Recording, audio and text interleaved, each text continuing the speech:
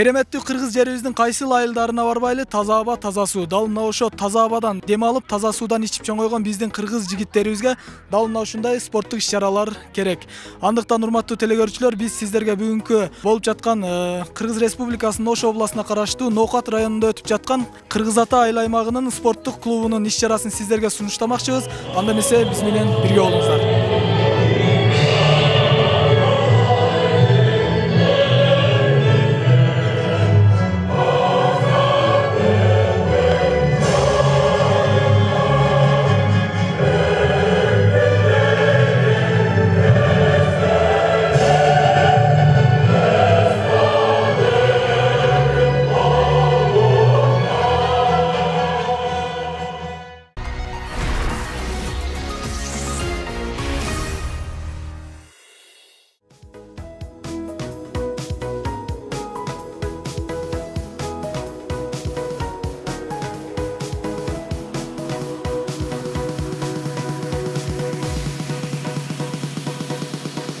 Кыргыз Ата футбол клубу түштүк аймагында футбол аянтында бир нече ирет атаандаштарынын дарбазасына ашыкча топ киргизүү менен жеңишке жетишип келүүдө. Алдыда дагы көптөгөн ийгиликтер болооруна ишенишет. Анткени атайын Орусиядан машыктыруучу алып келишип, топту чыңдоодо.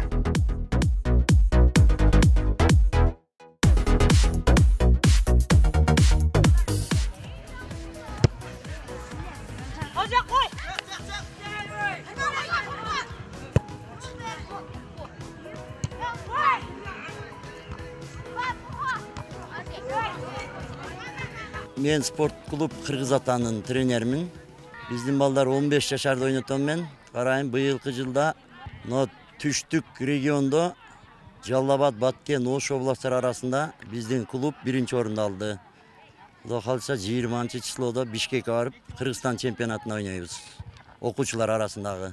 Bizde 3 grupa var. 10 yaşar, 12 yaşarlar, 13, 14, 15, 16, 17. 3 taypada oynayışat. Bizge Moskvadan trener algamız Varis Nikolaevich Streltsov. Ol densoluguna baylanıştı bugün gel albay kaldı.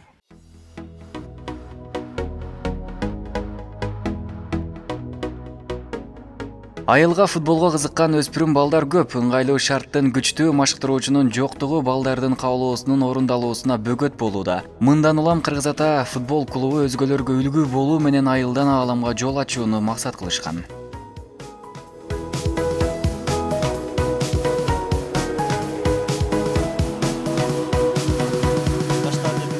Региондордо эң биринчи регионду карабасак, биз башка жерден biz таланттуу балдарды тандаш аябай кыйын болуп калды. Биздин негизги максатыбыз ушу региондо футболду өнүктүрүү. Жаштардан таланттуу балдарды ылгап алып, бүгүнкү күнү мына 110 мектептин мектеп окуучуларынан тандалып келген 12 команда ойноп жатат. Ошо 12 команданын ичинен биз аябай таланттуу балдарды өзүбүздүн футбол клубуна тарталы деген максатыбыз бар. Жаштарды спортко чакыруу, футболго кызыктыруу биздин максатыбыз. Тарбиялуу, жакшы келечекте ушул биздин Кыргыз Ата футбол клубунан аябай таланттуу балдарды чыгаралы деген максатыбыз.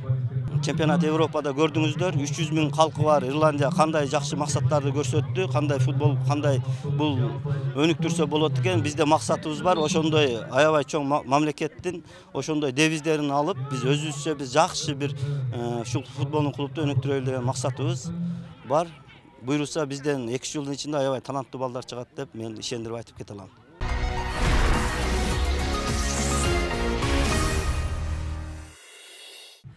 Урматтуу телекөрүүчүлөр, бүгүнкү иш-чарага алыскы Көкбел айыл аймагынан да келген, анда эмесе ошол спортчулардын оюн угуп көрсөк. Айтсаңыз, бүгүн баарыңар ушу эмне максатта келдиңиздер бул жерге? Жеңебиз деп келдиңиздерби же мындай жөн эле катышып коеюн деп? Катышуу максатында келдиңерби? Биздин бирден бир максатыбыз бул биздин жеңиш.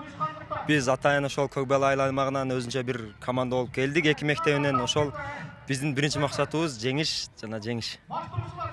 Рахмат. Сиз бул жактын тренери болсуз да бул команданын. Бул жерге кандай даярдандыңыздар же мындай уюшулуу эле келе калдыңыздарбы? Көптөн бери даярданып жатасыздарбы? Ооба, биздин эмеде биздин айыл өкмөттө стадион бар. Ошодон кичине мынабы Кыргыз Ата айыл өкмөтүнүн спорт комплексине 30 жылына карата даярданып, балдар менен чогуу бар даяр. Мурунку мелдештерди дагы жеңдик, берке башка айыл өкмөттөрдү жеңип ошолордон тандап анан айыл өкмөтү өзү аден бир команда болуп, атайын ошол биздин максат ошол жеңиш Кыргызстандын дайыма ошондой спортсмен болобуз деп ошол жерден жакшы элдик менен кетебиз деп жакшы максат менен келишти. Рахмат, анда ийгилик.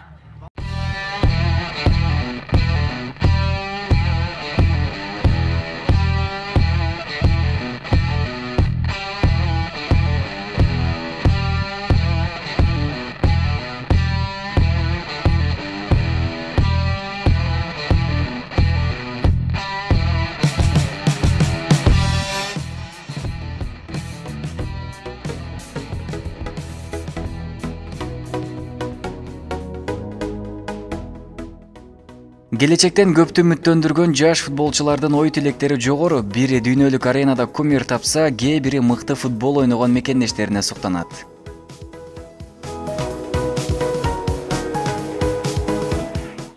Урматтуу телекөрүүчүлөр, биз азыр биздин келечектеги Кыргызстандын чемпиондору менен сүйлөшүп көрсөк, анда эмесе баштадык. Сен келечекте кайсы футболисттей болуп дүйнөгө атым чыгат деп ойлойсуң? Мен Португалия чабуулчусу Криштиану Роналдудой болгум келет келечекте. Ал үчүн эмне кылыш керек? Көп эмгек кылыш керек, башка кылыш керек. Мессидей болгум келет. Месси кандай ойногону менен жагат? Ал топту бутунан түшүрбөй ойногондор жагат.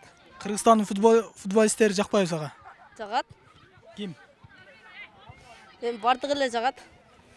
Ким? Азамат Байматовбу же ким? Ошо Азамат Байматов көбүрөөк жагат бирок. Мен өзүбүздүн эле кыргызстандык Азамат Байматов жарым голгочу ошондой болгум келет.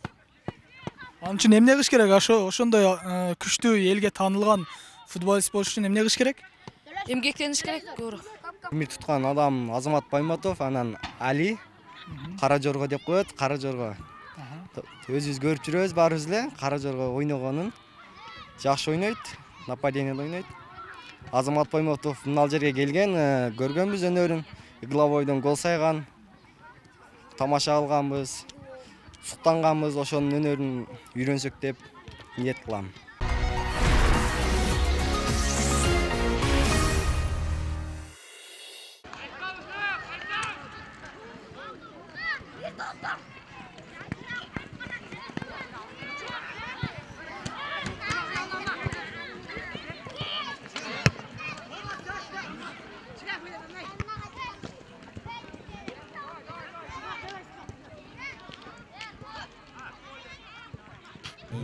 Жылдык юбилейинин негизги бир максаттарынын бири ушул жаштарды келечекте өнүктүрүп, айылдагы балдарды ушул шаар деңгээлиндеги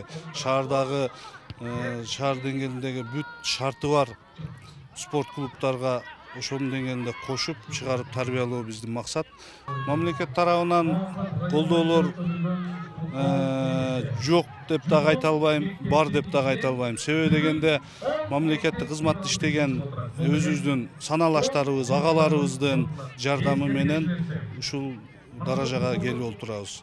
Эми мындай негизинен айтканда биз өзүбүз түптөп, өзүбүз уюштуруп, өзүбүз каржылап балдарды ушул тарбиялап келатабыз.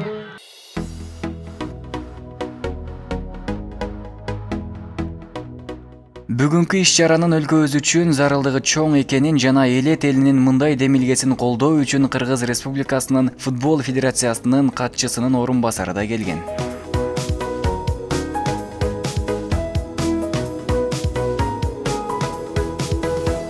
Футбол федерациясына негизинен эми регионалдык аймактарда, региондордо ушундай футбол клубдарын жандандырылып иш алып барган бизди аябай кубандырат.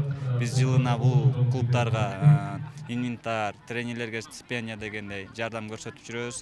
Кудай бурса да тыгыз байланышта булар менен иштешип, чоң долбоорлор турат. Азыр биз ошо АФК, ФИФА жардам менен бул жактарга багандай кичи аянтчаларды куруу максатында иштеп иш алып барып жатабыз. Кудай бурса кийинки жылдан ошол проекттер ишке ашса, бул жак ушундай футбол клубдарынын иш чарасына карап тарап жардам беребиз.